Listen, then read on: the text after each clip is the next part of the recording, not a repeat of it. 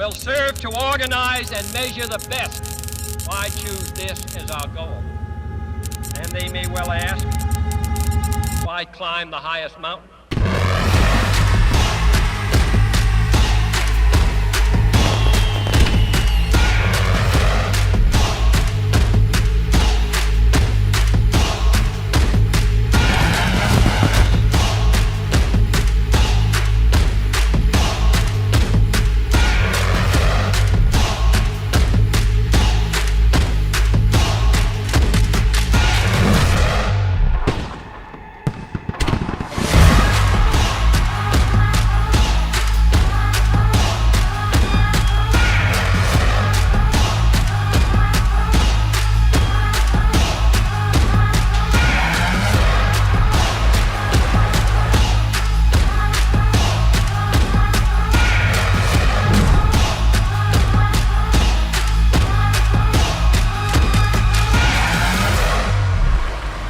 Untried mission to an unknown celestial body, and then return it safely to Earth, and do all this, and do all this, and do it right, and do it first, before this dictate is out, then we must be bold.